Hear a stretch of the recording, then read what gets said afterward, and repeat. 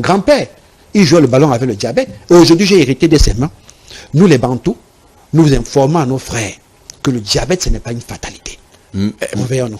Voilà, mais merci docteur. Bien avant de passer à la seconde question, je vais saluer ici Chester Boumson qui nous suit en ce moment et qui est certainement scotier. Chester Boumson, reste concentré et prends des notes pour ne pas être toi également victime de cette maladie. Alors docteur, allons pour parler de ce côté spirituel de cette maladie et rappeler à nos millions de téléspectateurs, à vous qui nous suivez en ce moment, nous prendrons deux appelants ce soir parce que le temps qui nous est imparti arrive bientôt à son terme. Donc deux appelants juste pour aujourd'hui. Alors docteur, comment est-ce que l'on est au courant que cette maladie est spirituelle? Monsieur Eli Bouma, je l'ai dit ici, toute maladie est d'abord spirituelle. J'ai reçu un couple ce matin dans mon bureau, une dame qui me disait, docteur, je suis allé à l'hôpital, on a déclaré mon mari stérile. J'ai dit, madame, votre mari a déjà eu à avoir des enfants? Elle me dit oui. Combien d'enfants? Le monsieur me dit, j'ai déjà eu à avoir 2 enfants. Il a fait un spermogramme et à la sortie, on dit il est oligo-asténospermique. Ça veut dire, on dit oligo quand il y a diminution de la quantité des spermatozoïdes pendant une éjaculation. Et on dit asténo, généralement, quand il y a absence, c'est-à-dire mort complète des spermatozoïdes pendant un éjaculat. C'est-à-dire dans un éjaculat, pendant une éjaculation. D'où, monsieur Eli Bouma, beaucoup de personnes aujourd'hui doivent comprendre que ce n'est pas parce que on va vous dire quelque chose que vous n'allez pas faire votre propre analyse. Non. J'ai dit à ce monsieur, vous avez déjà 2 enfants, je vous dis, même sans vous donner mes médicaments, je vous donne simplement les astuces, vous allez continuer à faire vos enfants. On ne se lève pas un beau matin pour devenir stérile. Il me dit, docteur, maman, je ne comprenais pas. Et à la fin des résultats, on a dit, ce résultat n'est pas une confirmation, il faut refaire. J'ai dit non. Monsieur Eli Bouma, pour parler de spiritualité dans le diabète, le diabète, c'est une maladie entièrement spirituelle. Récemment, je vous ai dit ici comment les détracteurs spirituels agissent. Il suffit pour détruire une famille, lancer l'esprit du diabète. Et je peux même vous dire, il y a une formule pour lancer l'esprit du diabète dans les familles. C'est la raison pour laquelle j'interpelle toujours les familles qui vivent divisées. Vous êtes en famille, la compétition familiale entre les frères et les cousins, ça bat son plein. J'interpelle les familles qui tous les jours partent faire des traditions, ils sont assis devant les ancêtres, c'est-à-dire devant les crânes.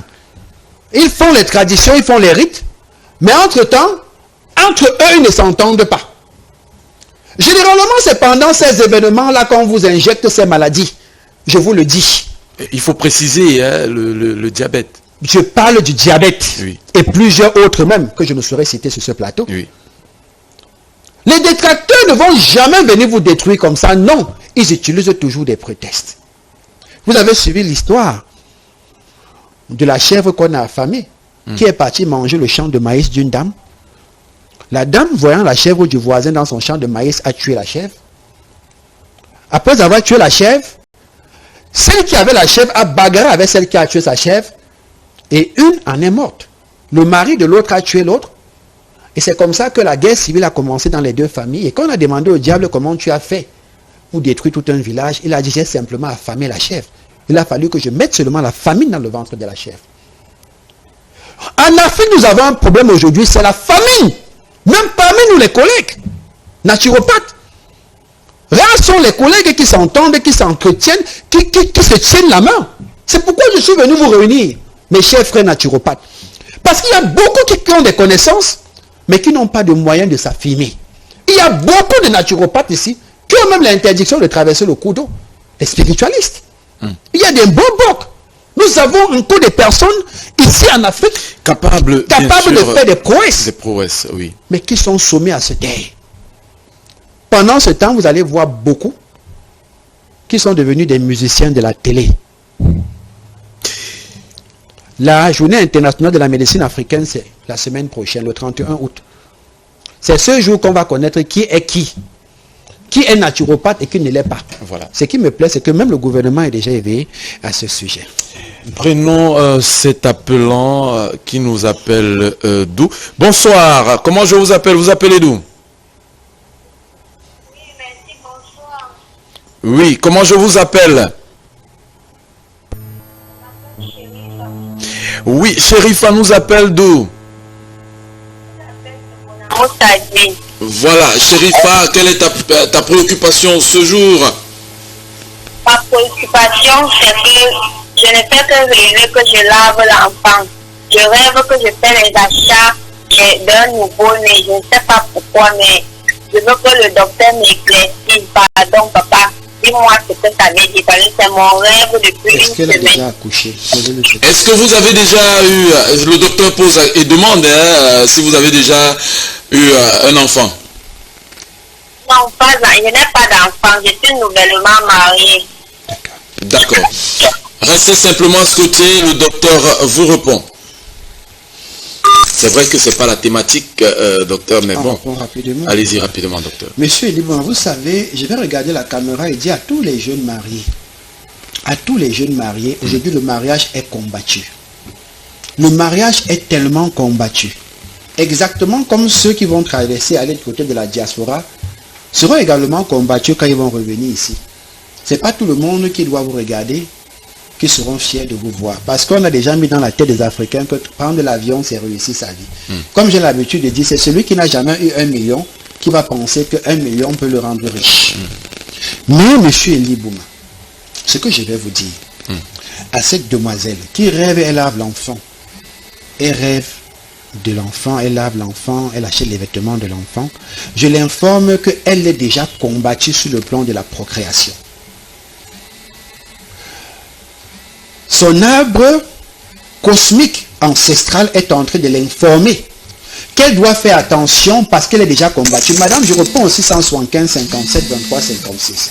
Pour tous ceux qui se rendent compte qu'ils sont en mariage, j'ai dit arrêtez de supporter les insultes de la belle famille. Que ce soit les hommes ou les femmes. Contactez Maillot Vert International, je le dis toujours. On combat le mariage aujourd'hui par l'enfant parce qu'on connaît que l'enfant apporte le bonheur. L'enfant est comme une étoile dans un foyer. Vous comprenez, monsieur Eli Bouma? Il y a beaucoup de femmes aujourd'hui qui vont aller en mariage, et je l'ai toujours dit, de la même manière que vous lavez de l'extérieur, lavez-vous également de l'intérieur. Voilà. La femme se nettoie le bas-ventre minimum une fois tous les 6 mois. J'ai dit minimum. Utilisez vos ovules. Mais chez nous, nous avons nos méthodes. Que Dieu bénisse l'Afrique. Voilà, merci docteur. Le temps qui nous est imparti est pratiquement arrivé à son terme. Alors, nous allons passer aux astuces.